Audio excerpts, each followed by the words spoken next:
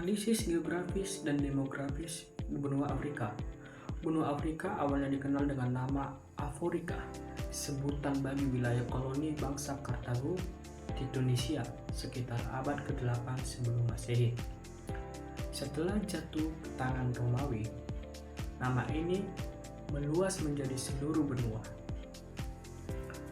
Afrika merupakan benua terbesar ketiga di dunia dengan luas sekitar 1/5 permukaan bumi dan populasinya kurang lebih sekitar 550 juta jiwa atau sekitar 11% penduduk di dunia.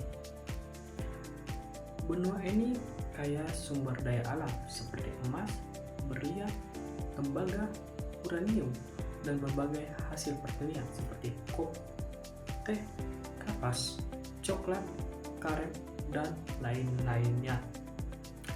Namun, kenyataan ini belum dinikmati secara merata oleh penduduknya.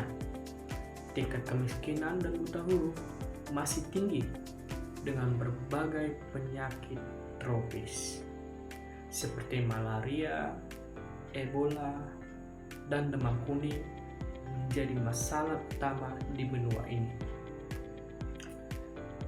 Dalam kehidupan sosial di masyarakatnya, masyarakat benua Afrika cenderung hidup secara komunal dan bergotong royong.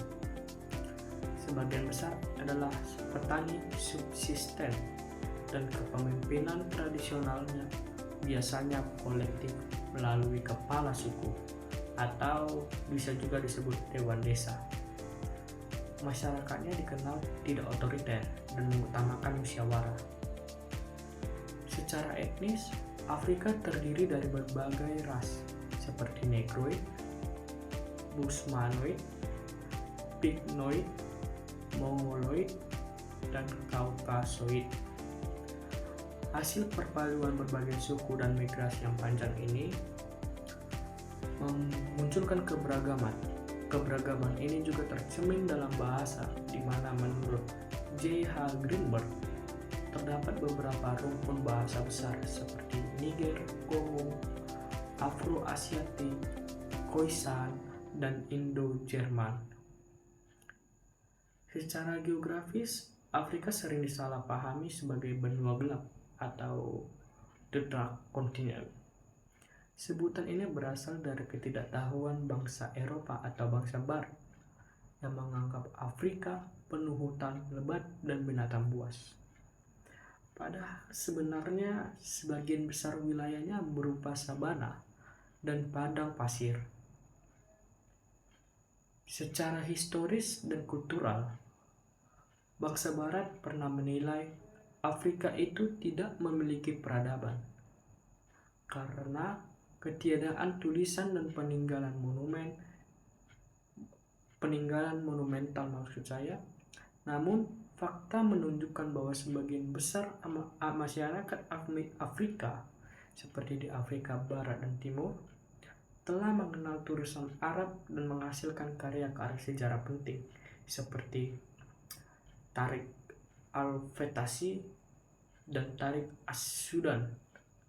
Penelitian modern juga menemukan berbagai situs arkeologis yang membuktikan adanya peradaban maju di wilayah seperti Mauritania, Niger, dan Zambezi.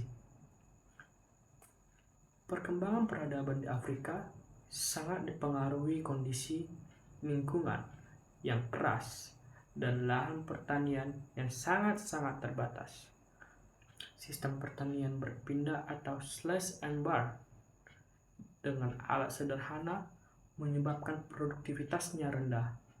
Seperti yang dikatakan Toynbee, tantangan alam di Afrika terlalu kuat bagi masyarakatnya, sehingga perkembangan peradaban sering terhambat oleh kondisi geografis dan ekologis.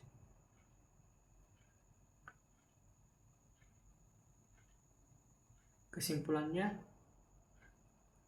Afrika adalah benua yang kaya sumber daya, beragam budaya, dan ras. Namun, kemajuan terhambat oleh faktor alam, sejarah kolonial, dan tantangan sosial ekonomi. Mitos benua gelap atau Dark Continent tidak mencerminkan kenyataan sebenarnya, sebab Afrika memiliki warisan sejarah dan budaya yang kompleks, serta potensi besar untuk berkembang.